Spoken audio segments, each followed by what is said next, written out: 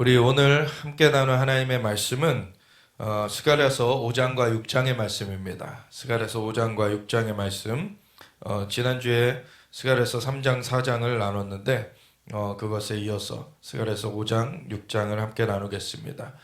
하나님 나라의 부흥 24번째 시간인데 이스라엘과 열방의 회복과 부흥. 우리가 계속해서 이 마지막 때에 이루어질 일들을 함께 선지서를 통해서 보아나가면서 함께 마음을 모두어서 기도하며 이 시대를 능히 감당할 수 있길 원합니다. 함께 스가랴서 5장 1절부터 같이 읽겠습니다. 내가 다시 눈을 들어본즉 날아가는 두루마리가 있더라.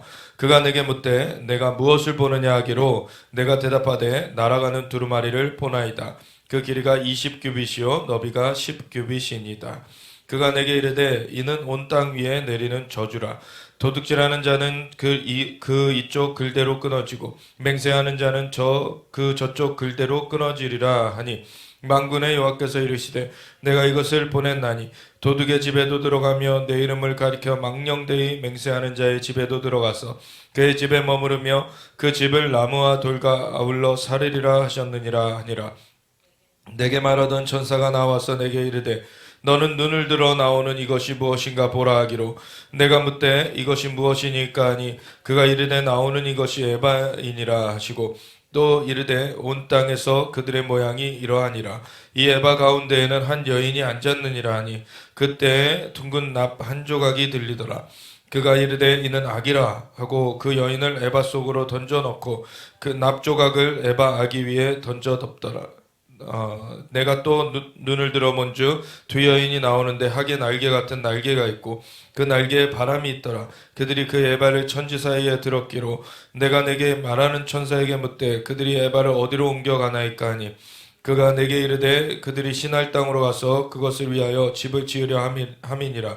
준공되면 그것이 제 처소에 머물게 되리라 하더라. 내가 또 눈을 들어본즉 내 병거가 두 산 사이에서 나오는데 그 산은 구리산이더라. 첫째 병거는 붉은 말들이, 둘째 병거는 검은 말들이, 셋째 병거는 흰 말들이, 넷째 병거는 어룽지고 건장한 말들이 메었는지라. 내가 내게 말하는 천사에게 물어 이르되 내 주여 이것들이 무엇이니까 하니 천사가 대답하여 이르되 이는 하늘의 내 바람인데 온 세상의 주 앞에 서 있다가 나가는 것이라 하더라. 검은 말은 북쪽 땅으로 나가고 흰 말은 그 뒤를 따르고 어릉진 말은 남쪽 땅으로 나가고 건장한 말은 나가서 땅에 두루 다니고자 하니 그가 이르되 너희는 여기서 나가서 땅에 두루 다니라 하매 곧 땅에 두루 다니더라.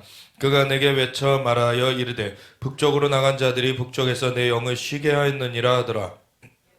의 말씀이 내게 임하여 이르시되 사로잡힌 자 가운데 바벨론에서 돌아온 헬데와 도비아와 여다야 스바냐의 아들 요시아의 집에 들어갔나니 너는 이날에 그의 집에 들어가서 그들에게서 받되 은과 금을 받아 면류관을 만들어 여호사닥의 아들 대제사장 여호수아의 머리에 씌우고 말하여 이르기를 만군의 여호와께서 이같이 말씀하시되 보라 싹이라 이름하는 사람이 자기 곳에서 돋아나서 여호와의 전을 건축하리라.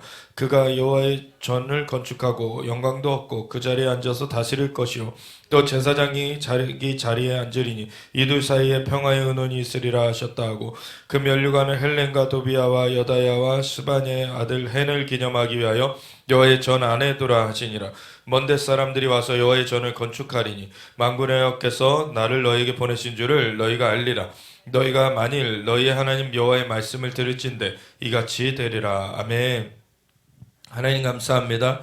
오늘도 주의 말씀으로 우리를 깨우쳐 주시고 하나님의 그 마음을 붙들고 우리가 이 시대를 능히 감당할 수 있도록 역사하여 주시옵소서. 오늘 준비되어지기 원합니다. 주님의 영으로 역사하사 우리로 주님의 길로 준비되어지게 하여 주시옵소서. 감사드리며 예수 그리스도 예수와 메시아 이름으로 기도드렸습니다. 아멘.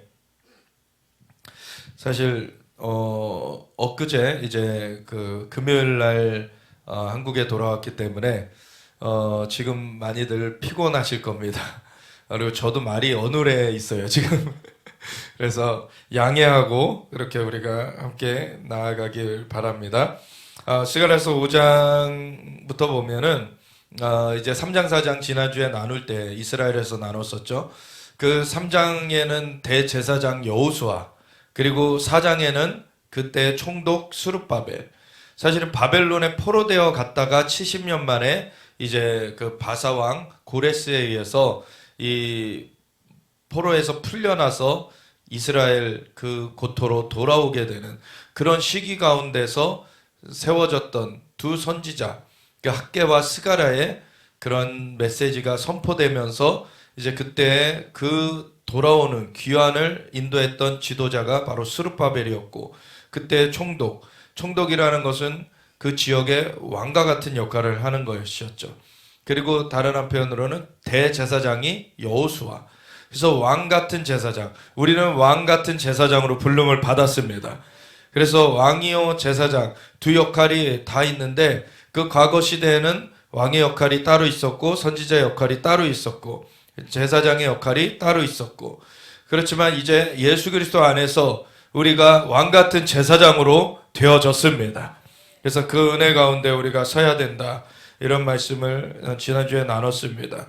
그러면서 이어서 이 스가랴서 5장에는 이 앞으로 되어질 일에 대한 그 환상이 보여지는데, 내가 다시 눈을 들어본 중 날아가는 두루마리가 있더라. 두루마리라는 것은 메시지를 담고 있는 것이죠. 이 메시지를 담고 있는 그 두루마리가 날아가는데 크기가 어떻게 되냐면 2절에 그가 내게 묻되 내가 무엇을 보느냐 하기로 내가 대답하되 날아가는 두루마리를 보나이다. 그 길이가 20규빗이요 너비가 10규빗이니이다.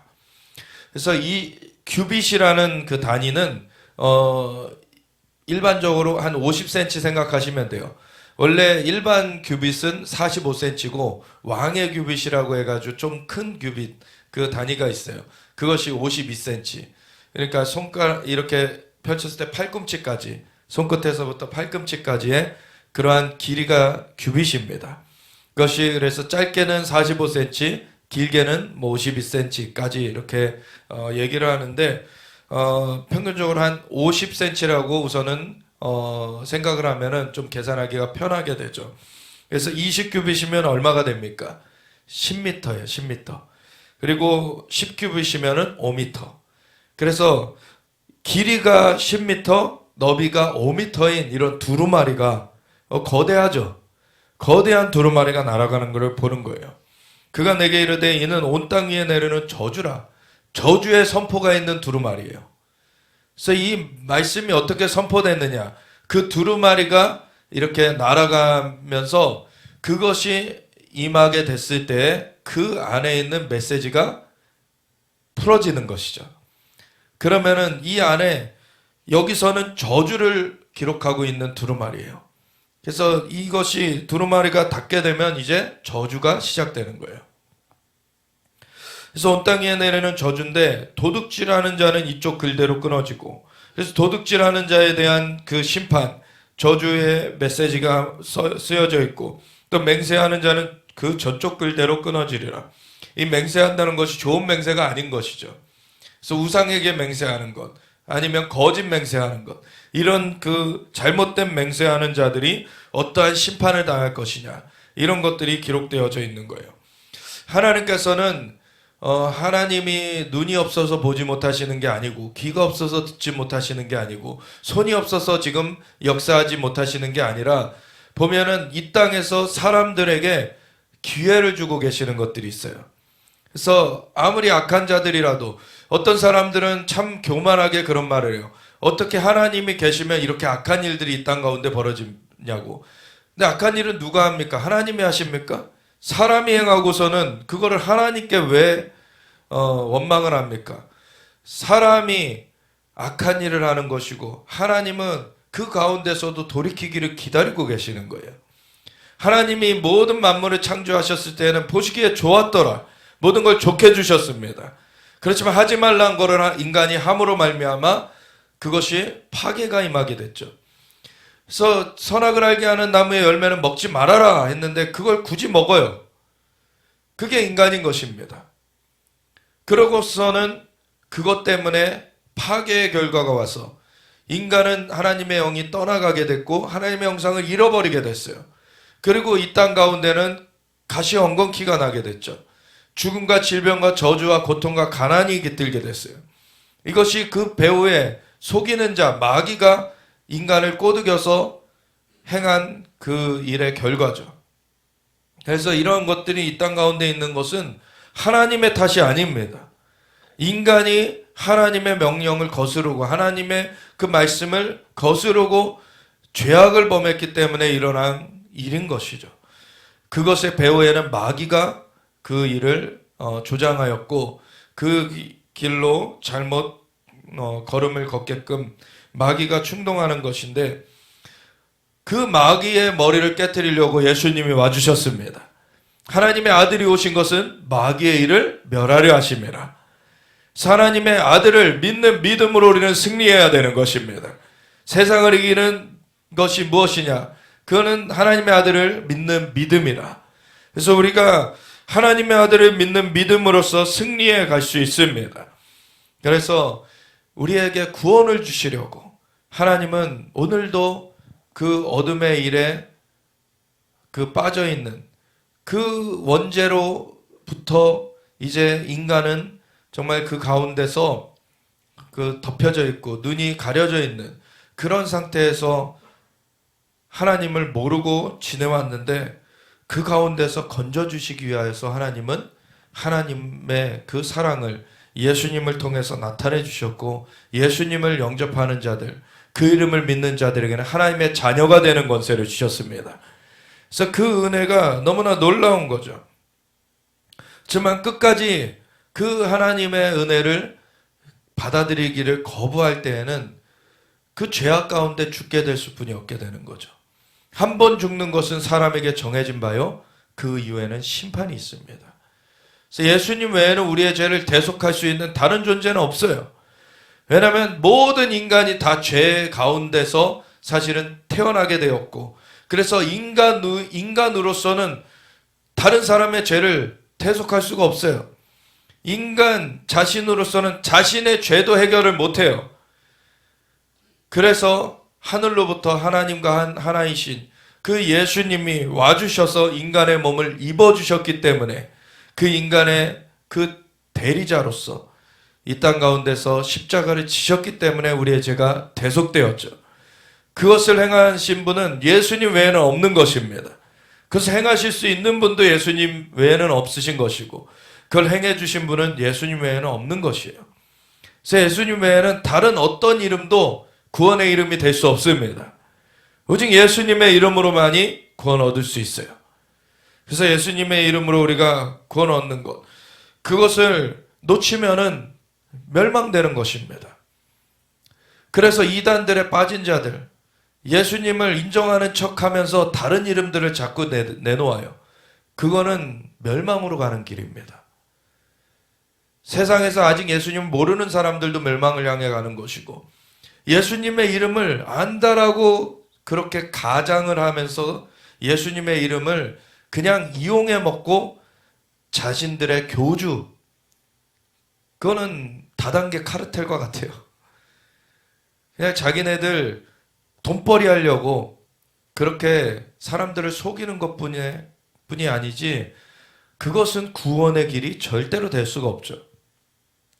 처음부터 끝까지 예수님을 의뢰해야지만 구원이 되는 것입니다. 그 길이요 진리요 생명 되시는 분은 예수님 외에는 없어요. 근데 그 예수님을 의뢰하지 않으면은 결국 이 멸망의 길로 향해 가고, 인간의 그런 타락한 속성 가운데서 도둑질하고 거짓말하고 이렇게 거짓된 그런 삶을 살다가 결국엔 거짓의 합이 마귀를 따라 불못에 던져지게 되는 것입니다. 사기당해가지고 패가 망신하는 거예요, 그게. 예수님은 그런 삶에서 건져내시기 위해서 우리에게 와주셨습니다. 우리를 피로 사셨습니다. 자신의 피로 사셔서 아버지께 다시 돌려드리셨어요. 우리가 그래서 하나님의 자녀가 되었고, 하나님의 자녀로서 이제 하나님의 존전에 나오게 되었습니다. 그런데 그렇게 나오지 않는 자들에게는 저주의 선포가 있어요. 만군의 여호와께서 이르시되 내가 이것을 보내나니 도둑의 집에도 들어가며 내 이름을 가리켜 망령되이 맹세하는 집에도 들어갔어. 그래서 아까 도둑질하는 자, 맹세하는 자에 대한 저주를 얘기했는데 여기 보면은 좀 더 자세하게 나와 있는 거죠. 도둑의 집에도 들어가며 내 이름을 가리켜 망령되이 맹세하는 자. 그러니까 거짓 맹세하는 자. 하나님의 이름을 들먹이지만 오늘날에는 예수님의 이름을 들먹이지만 거짓 맹세하는 자들은 저주를 받게 되어 있습니다. 예수님만을 의뢰하지 않으면 저주의 대상이 돼요. 그것은 이미 범죄한 이후로부터 인간의 그 아담과 하와의 그 범죄 이후로부터 죄의 종노릇하게 된 그 일이 이루어졌기 때문에 예수님으로 말미암아 완전히 거기서 벗어나지지 않으면은 저주 가운데 계속 있게 됐을 뿐이 없는 것이죠. 그래서 우리는 예수님을 의뢰하고 예수님을 정말 영생은 유일하신 참 하나님과 그의 보내시자 예수 그리스도를 아는 것이니이다. 예수님을 진짜 알아야 돼요. 예수님을 립서비스로 입으로만 고백한다고 해서 구원되는 것이 아닙니다. 예수님을 알아야지 구원되는 것입니다. 예수님을 안다는 것은 관계를 맺는 거예요. 예수님이 진짜 나의 주인이 되셔야 돼요. 예수님이 진짜 나의 구원자일 뿐만 아니라 예수님이 진짜 나의 주인이 되셔서 나를 인도하시는 분이시다. 그것이 매일의 삶 가운데 경험되어지고 그것이 이루어져야 되는 것입니다. 예수님이 살아 역사하십니다. 우리를 붙드시고 계세요. 내가 세상 끝날까지 너희와 항상 함께 있으리라. 예수님을 영접한 자들에게 함께 하십니다. 주님의 영이 함께 거하시면서 주님의 영으로 우리를 인도하여 주고 계세요. 그래서 그러한 은혜 가운데 우리가 살고 있다는 것 정말 놀라운 은혜이죠. 오늘날에 근데 예수님을 믿노라라고 하면서도 거짓으로 그것을 고백하는 것 하나님은 속지 않으십니다. 예수님을 믿노라라는 것이 그냥 예수님의 이름을 거론하면 자기가 천국행 티켓을 확보하는 것처럼 잘못 생각하는 것.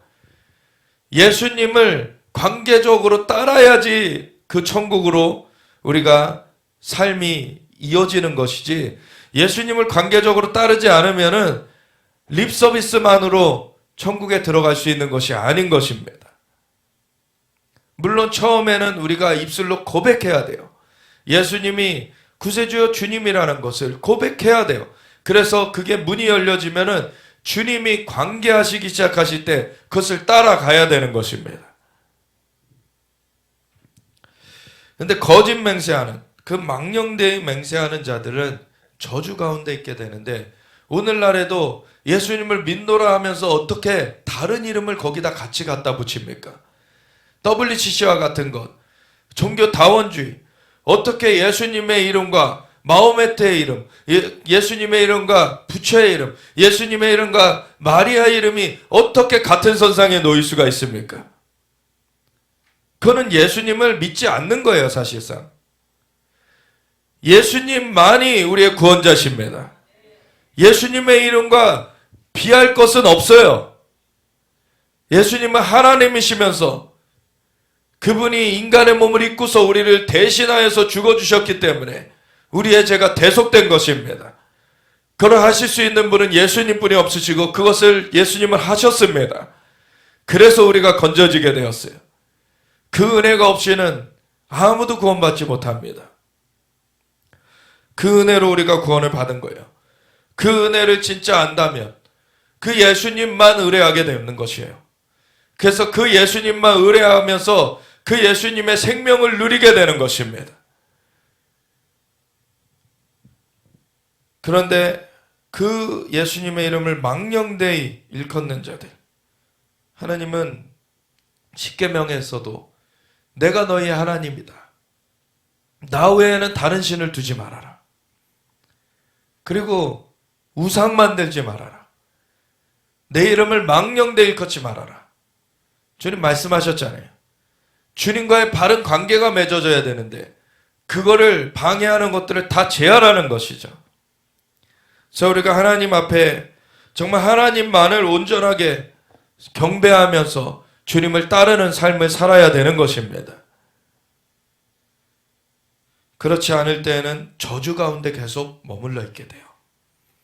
그래서 망령되이 맹세하는 집에 저주가 들어가게 돼서 그의 집에 머물며 그 집을 나무와 돌과 아울러 살으리라. 나무와 돌이 무엇입니까? 예수님을 믿는다 하면서 우상 숭배하고 있는 것이에요. 나무로 우상을 만들고 돌로 우상을 만들고, 오늘날에 이런 형태가 없다 할지라도 오늘날에 학교가 우상이 될 수가 있고, 직업이 우상이 될 수가 있고, 돈이 우상이 될 수가 있고, 많은 다른 예수님을 저버리고 의지하는 것들이 우상인 것입니다. 현대 사람들은 과거의 그러한 사람들처럼 돌과 나무를 깎아서 우상을 만들지 않는다 그래도 마음속에 우상을 들여놓고 있는 것들이 있어요. 그런 것들이 예수님을 가리게 돼요. 예수님과 함께하는 것을 가리게 돼요. 오직 예수님만이 우리의 구원자시라는 것, 그것을 절대로 놓치면 안 되는 것입니다. 예수님으로만 우리가 하나님께 나아갈 수가 있어요. 그래서 하나님 앞에서 우리가 온전한 그 구원된 삶으로, 정말 주님의 자녀된 삶으로 우리가 계속 나아가야 되는 것입니다. 우리 가운데 다른 거를 그 예수님보다 높여놓으면 안 되는 것이죠. 이 모든 자연환경들 우리가 누리고 살지만, 그래서 자연환경 가운데서 어떠한 그 활동들을 하면서 소출을 얻어내지만, 이 모든 것을 베풀어 주신 분이 하나님이십니다. 하나님을 의뢰할 때 자연적인 것도 뒤따르게 되어 있는 거예요. 하나님을 의뢰하지 않으면 그 가나안 땅에서 가나안 백성들이, 그 이스라엘이 들어가기 전에 거기서 있었던 그 이방 백성들이 농경신, 그 바알, 그리고 거기에서 풍요를 준다고 아세라, 이러한 거짓 신들을 섬기다가 결국에는 진멸이 됐어요. 그것이 자신들에게 비를 내려주는 줄, 자신들에게 풍요를 주는 줄 착각하고 그렇게 행했는데, 하나님은 그들의 죄악이 차기 전까지는 기다리셨어요. 아브라함을 부르셔가지고 그 땅 가운데 들이셔가지고 이 땅을 너와 내 백성에게, 너와 내 후손에게 줄 것이다. 그러나 지금 당장에 주지 못하는 것은 아모리 족속의 죄악이 차지 않았기 때문이다. 아직 죄악이 차가고 있었지만 아직 여지가 남아있을 때는 하나님 기다려 주셨어요. 그렇지만 사실 거기서 돌이키지 않을 것도 하나님은 알고 계셨죠. 그렇기 때문에 이스라엘 백성들을 거기다가 이주를 시키실 계획을 이미 갖고 계셨어요. 너희는 이방의 객이 되어서 살다가 4대 만에 이 땅으로 돌아올 것이다. 그때가 되면 아모리 족속의 죄악이 가득 찰 것을 하나님은 이미 내다보고 계셨고, 그리고 이 이스라엘 백성들이 그것을 대체하여서 이제 그곳에서 하나님의 그 역사를 수종들게 될 것이라는 것을 이미 말씀해 주셨던 것이죠. 그래서 이 4대 만에, 400년 만에 그 이스라엘이 70명이 들어갔던 그 이스라엘이 이제 75명, 정말 야곱과 그 부인들까지 치면은 75명이 들어갔던 그 인구가 남자만 60만 명.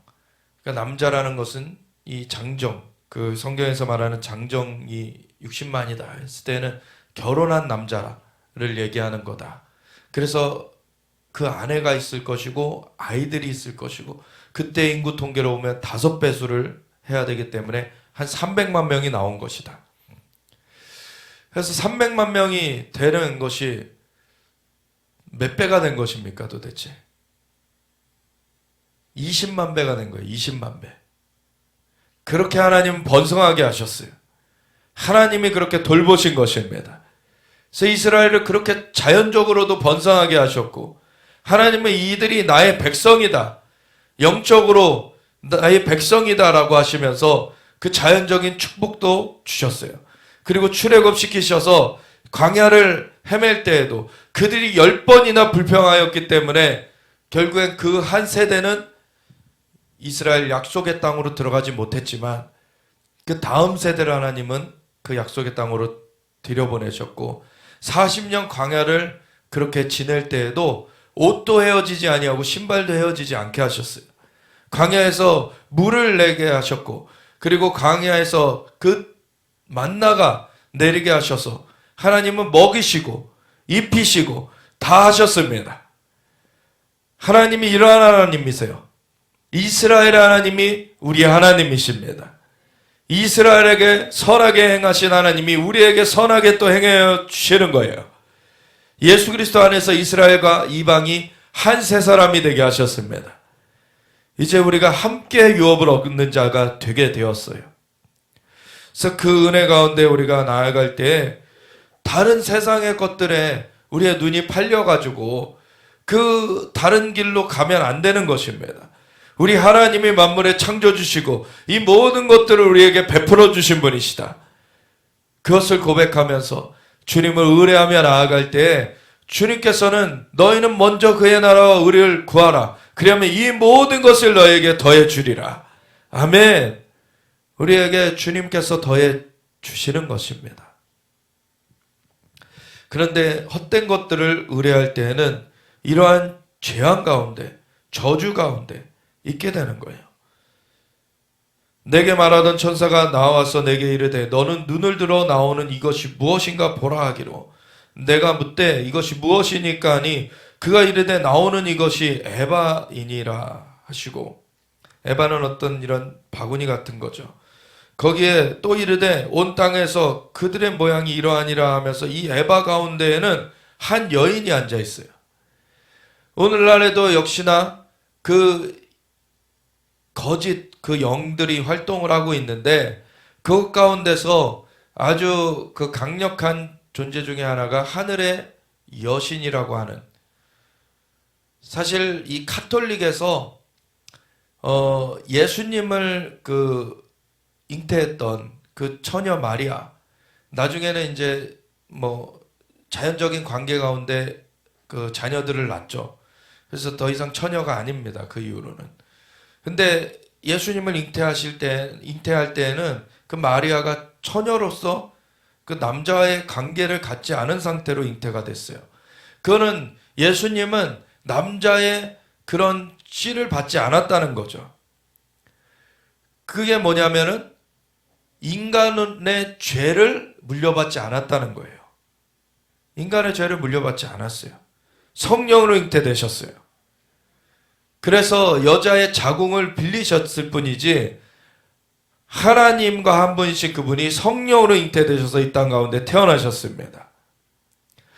그래서 인간의 죄악과는 상관없이 예수님은 태어나셨기 때문에 무죄하셨고, 그렇지만 인간의 몸을 입고서 인간을 대리하여서 죄를 짊어지셔가지고 우리의 구속자가 되신 것입니다. 그래서 예수님은 그러한 분이세요. 그것에 쓰임받았던 마리아가 참 놀라운 그 쓰임을 받은 것이죠. 그렇지만 마리아가 그렇다고 신이 되어지는 것은 아닙니다. 마리아는 인간일 뿐이에요. 마리아도 원죄 가운데 있었던 인간이었고, 마리아는 태만 예수님을 위해서 내어드렸던 것일 뿐입니다. 그런데 그 마리아를 가톨릭에서는 신격화해가지고 예수님보다도 더 높은 자리에 앉히려고 하죠. 그래서 가톨릭 성화에는 어떻게 되어 있습니까? 어른 그 마리아가 어린 예수님을 안고 있는 그 성화를 그렇게 다 많이 그려놨어요. 그래서 예수님보다도 더 높은 지위처럼 보여지게 만드는 거죠. 그래서 마리아에게 기도를 해야 한다는 거예요. 예수님 외에는 중재자가 없습니다. 하나님께 나아가는 길이요 진리요 생명, 그 통로는 예수님 외에는 없어요. 마리아도 인간일 뿐이고 마리아도 예수님을 통해서 하나님께 나아가야 되는 것입니다. 그래서 마리아를 숭상한다고 아니면 다른 어떤 교주를 숭상한다고 그가 하나님께 대신 중재를 해줄 수 있는 것이 없어요. 예수님만이 중재자십니다. 예수님만이 우리의 구원자시고 예수님이 우리의 그 길이요 진리요 생명 되시는 분이십니다. 그래서 그러한 헛된 것들, 그 마리아를 숭상하는 것, 오늘날의 이단들이 교주를 숭상하는 것, 다 그것이 예수님께 나아가는 것을 방해하는 것이라는 걸 알아야 돼요. 그것이 다 우상숭배의 그러한 일환이라는 것을 알아야 돼요. 그런 것들이 예수님을 온전히 만나지 못하게 만드는 그러한 덫이라는 것을 알아야 되는 것이죠. 여기 보면 에바 가운데 그 통 가운데 여인이 앉아 있는데 이런 하늘의 여신 그 악한 영의 역사가 사람들을 미혹하고 있습니다. 그래서 미혹하면서 사람들을 자신에게 잘 보이면은 잘해줄 것처럼 이렇게 사람들을 꼬드겨요. 그러고 나서는 결국엔 영혼을 갈취해 가는 것입니다. 결국 그들은 영혼을 갈취해 가려고 하는 것이에요. 오직 예수님 안에 있어야만이 생명이 있는 것입니다. 주님이 우리의 생명이 되시는 분이세요. 그래서 주님 안에 우리가 있어야 되는 것이에요. 에바 가운데 한 여인이 앉았는데 그때 둥근 납 한 조각이 들려서 그가 이르되 이는 악이라. 그 여인과 악이 함께 있는 거예요. 그 여인을 에바 속으로 던져놓고 납 조각을 에바 아기 위에 덮더라. 그래서 이 여인이 그 악의 화신인데 그 악의 화신을 에바 속의 통에다 던져놓고선 납조각을 에바 아기 위에 덮어놨어요. 그래서 이 여신이 활동하는 것을 막아둔 어떤 그 상황이 되는 것이죠. 보면 이 시기가 어떠한 시기라고요? 이 스가랴 선지자가 활동하던 시기. 바벨론에 이스라엘이 포로되어 갔다가 풀려난 그 시기예요. 그러니까 이스라엘 백성들이 원래 우상 숭배하고 또 하나님께서 정말 놀랍게 역사를 해주셨는데 시대가 지나가면서 그 신앙은 쇠퇴해버리고 우상 숭배하면서 이방 신들을 받아들여 가지고 우상 숭배가 만연하게 됐을 때 하나님은 북이스라엘은 아수르에 의해서 멸망되게 하셨고 남유다는 바벨론에 의해서 침공을 받아서 포로 생활을 하게 하셨어요. 그렇지만 포로로서 끝나는 것이 아니라 너희가 70년 만에 돌아오게 될 것이다. 이것이 70년 만에 마칠 것이다. 사실 선지자 예레미야가 그 포로기를 앞두고서 활동했던 포로기 앞두고 그리고 포로가 되어진 직후까지 활동했던 선지자가 예레미야예요. 그 예레미야를 통해서 하나님이 이것이 70년 만에 맞춰질 것이다. 예레미야를 통해서 어떤 말씀을 그리고 주셨습니까? 너희가 그냥 사로잡혀 가라. 사실은 그때 당시에 그 이스라엘 백성들이 예레미야를 매국노라고 할 수 있는 상황이었죠. 하나님이 그것을 허용하시는 이유는 이미 우상숭배가 만연해 있기 때문에 이대로는 이스라엘 백성들이 건져질 수가 없는 상황이었어요. 그러니까 바벨론에 의해서라도 이들이 깨트려지고 정신 차리게 해가지고 돌이켜 오겠다는 것이 하나님의 계획이었어요. 그래서 거기서 끝나는 바벨론에 포로되어서 끝나는 것이 아니라 하나님은 돌이키시는 것이 목적이셨기 때문에 바벨론에 포로되지만 너희가 다시 평안히 돌아올 것이다. 예레미야를 통해서 그것도 예언케 하셨습니다. 그러니까 너희는 포로돼서 가라. 그리고 너희가 70년 만에 다시 돌아올 것이다. 하나님은 우리를 향한 선한 계획을 갖고 계십니다. 당장의 고난이 우리에게 정말 퍽퍽하고 힘든 것이라 그것 때문에 하나님을 원망하면 안 돼요. 우리가 하나님을 온전히 섬기는 것을 하나님은 그것이 생명의 길이기 때문에 그것을 주시려고 우리를 다듬어 가시는 과정들이 있습니다. 그러할 때 하나님께 빨리 돌이키는 것이 그것이 최선의 길인 거예요. 70년 만에 이 이스라엘 백성들을 고토로 돌이킬 때 그때 바사메대 연합군이 바벨론을 패퇴시키고 그 바사의 왕이었던 고레스가 칙령을 내려서 이미 이사야서 45장에 고레스가 그 이스라엘 백성들을 돕게 될 것이라는 것을 예언케 하셨어요. 이사야 선지자는 바벨론 포로기 100년 전의 사람입니다. 바벨론 포로기 100년 전에 이미 바벨론 포로기 거쳐서 70년이나 지난 그 시점에 이루어질 일을 예언케 하셨던 거예요. 그러니까 200년 이후에 이루어질 일을 예언케 하셨습니다. 그거는 사실 약과죠. 왜냐하면 이사야 선지자에는 오실 메시아에 대한 예언도 있고 그 예수님이 초림하실 것에 대한 예언도 있고 재림하실 것에 대한 예언까지도 있어요. 그래서 2700년 이후에 그 예언까지도 다루고 있습니다. 하나님은 모든 것을 아십니다. 그래서 하나님의 사람을 통하여서 하나님께서는 정말 먼 미래의 일까지도 미리 얘기하게 하실 수 있어요. 하나님은 모든 걸 아시고 모든 것을 하실 수 있는 분이십니다. 하나님이 역사의 주권자세요.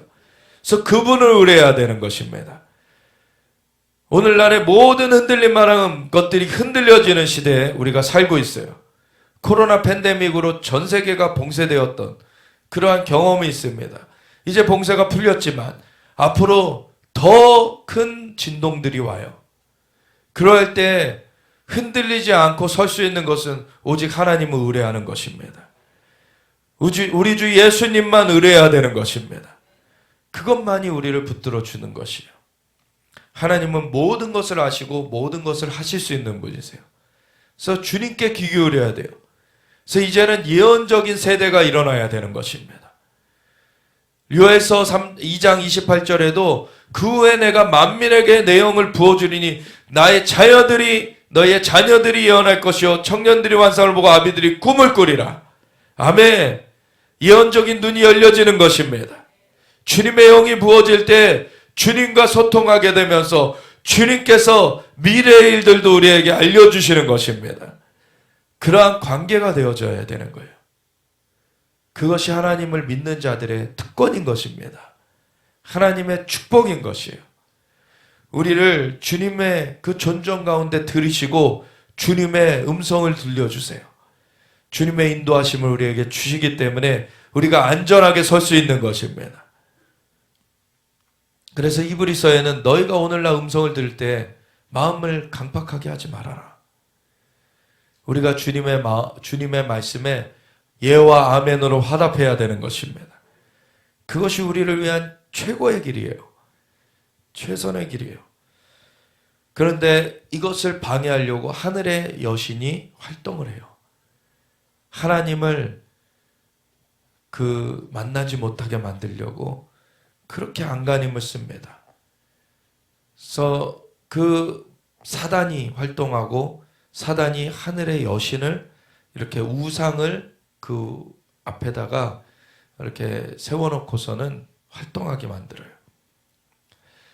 그래서 고린도서 4장 4절에 보면은 이 세상신 그 마귀가 믿지 아니하는 자들의 마음을 혼미하게 하여 그리스도의 영광의 복음의 광채가 비치지 못하게 한다고. 우리는 그리스도의 영광의 복음의 광채를 본 자들입니다. 그래서 예수님을 영접했고 예수님을 우리가 더 알아가고 있어요. 근데 세상의 사람들이 그 그리스도의 영광의 복음의 광채를 보지 못하고 있습니다. 그럴 때 우리는 하늘의 여신과 싸워야 돼요. 그 미혹하는 자, 그 혼미케 하는 자를 우리가 대적해야 되는 것입니다. 그래서 예수 그리스도의 복음의 광채가 비치도록 우리가 나아가야 되는 것이죠. 이 악한 그 하늘의 여신은 그 납조각을 이 그 하나님께서 그 위에 던져서 막아두셨지만 그때가 바로 바벨론 포로기에서 이 돌아오게 된 그런 때 바벨론이 패퇴가 됐잖아요.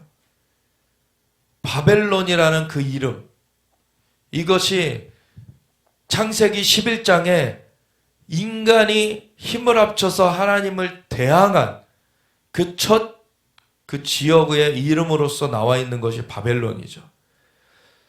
그래서 그 전에 아담과 하와 때 원죄가 있었지만 그 이후에 악이 각 사람에게 있었지만 그것이 힘을 합쳐서 같이 뭉쳐서 하나님을 대항한 일로 처음 나온 것이 창세기 11장의 바벨탑 사건이에요. 그래서 이 바벨론이라는 이름, 바벨, 그거는 혼잡케 하다라는 뜻이 있어요. 사실은. 그건 하나님이 언어를 혼잡케 하신 일이 있어서 그런 이름이 지어진 것도 있지만 사람들이 아까 고린도후서 4장 4절의 말씀, 이 세상 신이 사람들의 마음을 혼미하게 하여서 그리스도의 영광의 복음의 광채가 비치지 못하게 하고 있다 라고 했을 때 그 혼미하게 하는 것, 그것이 덮여진 거예요.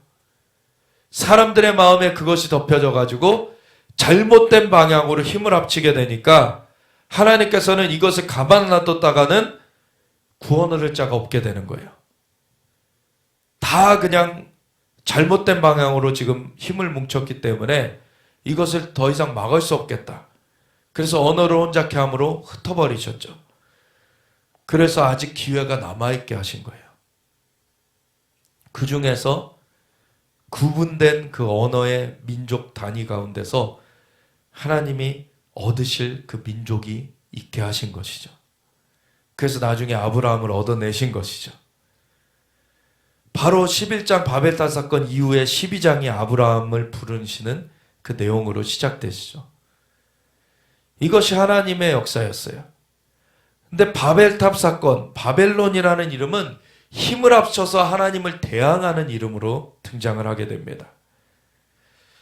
근데 지금 이 시기, 스가랴가 선지자가 활동하던 시기 가운데는 바벨론, 그 신바벨론 제국이라고 하는 그 제국이 패퇴된 상황이에요.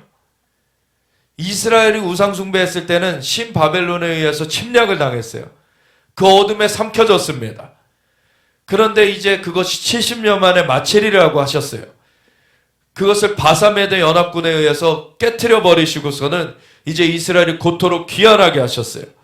그 바벨론으로 다시 일어났던 그 악을 하나님께서는 그 에바의 통에 넣어서 납조각을 덮어서 가둬두셨어요. 하지만 그것이 다시 활동하게 되죠. 그것이 로마 제국, 이러한 제국에 의해서 다시 활동하게 돼요. 그렇게 되는 배경 자체가 또 이스라엘이 우상숭배하게 될 때, 하나님을 제대로 섬기지 않게 될 때, 그때 그 악으로 말미암아, 그 죄악으로 말미암아 우상의 그러한 역사가 풀어지게 되죠. 그러면 이제 하나님의 보호하심에서 떨어져 나가게 되고 우상이 맘대로 유린하게 되는, 하늘의 여신이 맘대로 유린하게 되는 그러한 상황이 돼버리는 거죠. 그런 것이 헬라 제국에 의해서, 로마 제국에 의해서 그러한 일이 다시 펼쳐졌어요. 근데 바벨론 포로에서 귀환할 때에는 이 에바가 그 여인이 에바 속에 납조각에 의해서 막혀져 있는 그러한 상황이 되어졌던 것입니다. 내가 또 눈을 들어본 즉 두 여인이 나오는데 하계 날개 같은 날개가 있고 하나님의 그런 일들을 수종드는 그 천사들이 이 에바를 들고서는 그 날개에 바람이 있더라. 그들이 그 에바를 천지 사이에 들었기로 내가 내게 말하는 천사에게 묻되 그들이 에바를 어디로 옮겨가나이까 하니 그가 내게 이르되 그들이 신할 땅으로 가서, 신할 땅이 어디입니까? 바벨론이에요. 신할 땅으로 가서 그것을 위하여 집을 지으려 함이니라. 준공되면 그것이 제 처소에 머물게 되리라. 그래서 이 신할 땅 바벨론은 마지막까지 하나님을 대적하는 일의 그 본부로서의 역할을 해요. 그래서 마지막 때에도 적그리스도의 세계 정부가 지어지는데 그것이 패퇴되죠. 패퇴될 때에 계시록 17, 18장에 큰 성 바벨론이여 무너졌도다. 그 바벨론은 무너집니다. 그렇지만 그것을 앞두고 바벨론이 강하게 일어날 것이라는 것도 우리는 알고 있어야 돼요. 그것을 우리가 맞서 싸울 수 있는 준비가 되어져 있어야 되는 것입니다. 하나님의 자녀들은 그것을 능히 감당할 수가 있습니다. 하나님의 영이 함께 하시기 때문에. 예수님을 진짜 믿는 자들에게는 하나님의 영이 함께 하시고 하나님의 영이 함께 하시는 자들은 내 안에 계신 분이 세상에 있는 자보다 크시기 때문에 이길 수 있는 것입니다. 그래서 이러한 그 악한 그 여인, 그 악의 화신, 그것이 활동한다는 것을 우리는 알아야 되고 그것을 대항해서 우리는 승리하는 자들로서 준비되어져 있어야 되는 것이에요. 그래서 6장으로 넘어가 보면 내가 또 눈을 들어본 즉 내 병거가 두 산 사이에서 나오는데 그 산은 구리산이더라. 구리산으로부터 이렇게 나오는데 구리라는 것에 그 의미가 또 있긴 해요. 근데 그런 것은 이제 나중에 또 살펴볼 기회가 있을 것이고 첫째 병거는 붉은 말들이, 둘째 병거는 검은 말들이, 셋째 병거는 흰 말들이, 넷째 병거는 어른지고 건장한 말들이 메었는지라. 그래서 여기서 이 말들은 사실 하나님의 역사를 수종드는 말들이에요. 계시록의 6장에 첫째인부터 넷째인까지 떼셨을 때 각 나오는 흰 말, 그리고 검은 말, 그리고 붉은 말, 그리고 청황색 말, 이것들은 다 악한 세력들을 얘기하는 거죠. 그래서 미혹의 일, 그리고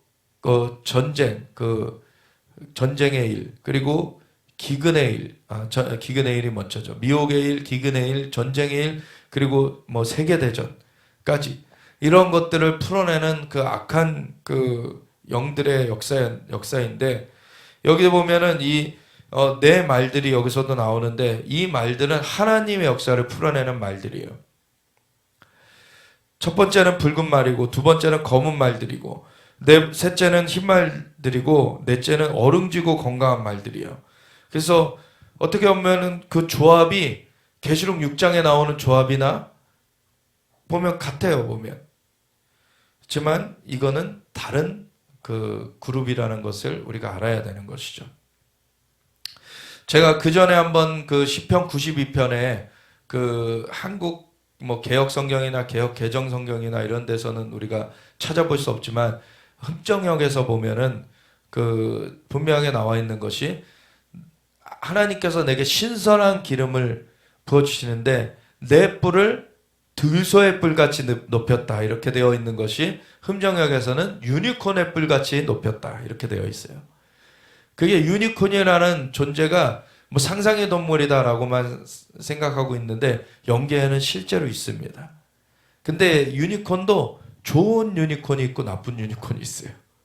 영계 타락한 유니콘이 있습니다. 진짜 그 하나님의 그 수종드는 천사들이 있고 타락한 천사들이 있죠. 영계에는 이렇게 같은 모습으로 보여줘도 다른 그런 존재들이 있어요. 이렇게 말들도 영계의 말들이 있습니다. 그 말들이 좋은 역할을 하는 말들이 있고 나쁜 역할을 하는 말들이 있어요. 근데 여기서는 좋은 역할을 하는 말들이죠. 내 주여 이것들이 무엇이니까 하니 천사가 대답하여 이르되 이는 하늘의 내 바람인데 온 세상에 주 앞에 서 있다가 주님을 섬기는 그런 말들이에요. 보면 주 앞에 서 있다가 나가는 것이라 하더라. 검은 말은 북쪽 땅으로 나가고 흰 말은 그 뒤를 따르고 검은 것과 흰 것이 같이 북쪽으로 가요. 그리고 어릉진 말은 남쪽 땅으로 나가는데 근데 건장한 말은 나가서 땅에 두루 다니고자 한다. 여기 보면은 그 붉은 말 얘기가 따로 안 나와 있고 그냥 어릉진 말 그리고 건장한 말 이것이 나눠져서 기록되어 있죠. 그래서 아마도 그 어룽진 말이라고 기록된 것은 붉은 말을 얘기하는 것 같아요. 그죠? 앞에 보면은 흰 말, 검은 말, 붉은 말, 건장하고 어룽진 말 이렇게 네 말이었는데 갑자기 붉은 말이 안 나타나고 건장하고 어룽진 말이 따로 나와 있어요, 지금. 그러면 이거를 우리가 검은 말, 흰 말은 그대로 검은 말, 흰 말 나와 있기 때문에 그것이 북쪽으로 간다는 건 알겠는데 어룽진 말은 남쪽 땅으로 나간다. 이것은 붉은 말을 아마 말하는 것이다 라고 우리가 생각해 보면 그 다음에 건장한 말은 나가서 땅에 두루 다니고자 한다. 그러면 검은 말과 흰 말이 북쪽으로 나갔고 지금 붉은 말이 그 남쪽으로 나갔어요. 그럼 지구가 이렇게 북극과 남극의 축으로 해가지고 회전을 하잖아요. 그것을 만드신 분이 하나님이시죠. 네. 그래서 북쪽과 남쪽 축을 잡고서는 그리고서 건장하고 어른진 말이 이 세계를 휘감는 그러한 모습이 그려지죠. 그러한 건장한 말이 나가서 땅에 두루 다니고자 하니 그가 이르되 너희는 여기서 나가서 땅에 두루 다니라 하매 곧 땅에 두루 다니더라. 그가 내게 외쳐 말하여 이르되 북쪽으로 나간 자들이 북쪽에서 내 영을 쉬게 하였느니라. 사실 이걸 보면은 북쪽으로는 두 마리 나갔어요. 검은 말과 흰 말이 두 마리 나갔죠. 그럼 거기서 뭘 하고 있을까요? 우리 선지서들에 보면은 하나님께서 북극 지폐 위에 앉으셨다라는 것을 얘기하는 구절들이 있어요. 그래서 북극별, 북극성이 또 하나님이 계시는 곳을 나타내고 있다라는 그런 말을 하기도 하죠. 하나님께서 어느 한 지역에 한정되시는 분이 아니에요. 근데 이 모든 우주의 위에 하나님이 계시고 우리가 봤을 때는 어딘가 하나님을 바라보는 그 지점을 우리가 그 표식 어떤 예표로서 보게 되는데 그것 중에 하나가 북극별이에요. 근데 북극성이 있는 그 가운데 북쪽으로 나간 이 그 검은 말과 흰 말이 거기서 내 영을 쉬게 하였다. 거기서 하나님을 예배하고 있는 것이죠. 그 하나님을 예배하는 것이 우리에게 끊임없이 이루어져야 되는 일인 것입니다. 그 중심에 있어야 되는 일이에요. 그러면서 하나님의 일을 수종드는 것입니다. 이러한 역사가 펼쳐지는 그것으로 말미암아 우리 이스라엘의 회복이 이루어지고 열방의 회복이 이루어지는 그 하나님의 부흥이 역사되는 것을 우리가 수종될 수 있게 되는 거예요. 여호와의 말씀이 내게 임하여 이르시되 사로잡힌 자 가운데 바벨론에서부터 돌아온 헬데와 도비아와 여다야가 이들은 제사장들이에요. 제사장들이 스바냐의 아들 요시아의 집에 들어갔나니 너는 이날에 그 집에 들어가서 그들에게서 받되. 그래서 사람들에게 이제 그 은과금을 받아요. 제사장들이 은과금을 받아 면류관을 만들어 여호사닥의 아들 대제사장 여호수아의 머리에 씌우는데 그때 어떤 선포를 하냐면 말하여 이르기를 만군의 여호와께서 이같이 말씀하시되 보라 싹이라 이름하는 사람이 이 싹 그 개역 성경 예전 성경에는 순이라고도 번역되어 있는 이것이 바로 메시아의 예언이죠. 메시아 예수님께서 오실 것을 예언하고 있는 것인데 이사야서 53장에 보면은 예수님께서 고난받는 종으로서 오실 것에 대한 예언을 하고 있죠. 거기도 싹이 나올 것에 대한 예언을 하고 있어요. 그는 연한 순같이 그 고난을 당할 것이다. 그 순이 바로 예수님을 예언한 것이에요. 여기서도 스가랴서 3장에도 이 싹에 대한 얘기가 나오고 6장에 싹에 대한 얘기가 나오는데 이 싹이라 이름하는 사람이 자기 곳에서 돋아나서 여호와의 전을 건축하리라. 아멘. 근데 여호와의 전이 그냥 한 건물로서 건축되는 것이 아니라 너희가 이 건물을 헐어라. 그럼 내가 사흘 만에 다시 세우리니. 예수님께서 자신의 몸을 말씀하셨던 것이죠. 예수님은 사흘 만에 부활하셨습니다. 그리고 승천하셔서 예수님을 구세주 주임으로 믿는 자들에게 성령을 부어주시로 말미암아 주님의 몸된 교회를 세우셨어요. 주님이 머리 되시고 주님의 몸된 교회가 이 땅 가운데 음부의 권세를 깨트리면서 나아가게 하셨습니다. 그 주님의 몸이, 그 성전이 세워지는 것, 이것을 이루시는 분이 예수님이신 것입니다. 그 예수님이 여호와의 전을 건축할 것이다. 그러면 이것이, 이 그림을 잘 떠올려 보세요. 북쪽으로 검은 말과 흰 말이 갔어요. 남쪽으로 붉은 말이 갔어요. 어룽지고 건장한 말이 전 세계를 다니고 있어요. 그런 가운데 싹이 날 것이다. 예수님이 이스라엘에서 태어나셨죠. 그리고서는 대속을 이루셨어요. 십자가의 대속을 이루셨고 죽으셨으나 사흘 만에 부활하셨어요. 그래서 자신의 몸이 성전으로 일으켜지셨어요. 그리고서는 승천하신 예수님이 예루살렘으로부터 먼저 성령을 부어주셔서 오직 너희가 성령이 너에게 마시면 너희가 권능을 받고 예루살렘과 온 유대와 사마리아 땅 끝까지 이르러 내 증인이 되리라.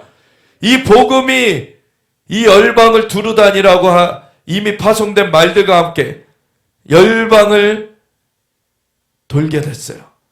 이 복음이 증거되게 됐어요. 그러면서 열방에서 주님의 성도들이 일어나게 됐습니다. 주님의 몸이 열방을 덮은 것이에요. 아멘. 이 그림이 그려지십니까? 이게 하나님이 계획하시고 이루시는 일들이에요. 이스라엘을 세우셨고 이스라엘에 하나님의 영을 부어주셨고 이스라엘로부터 열방으로 주님의 영을 그 역사되게 하셔서 열방에 주님의 몸을 세우셨고 이제 이스라엘의 회복을 이루시면서 열방의 회복을 이루시면서 주님이 다시 오실 그날을 준비케 하고 계시는 거예요.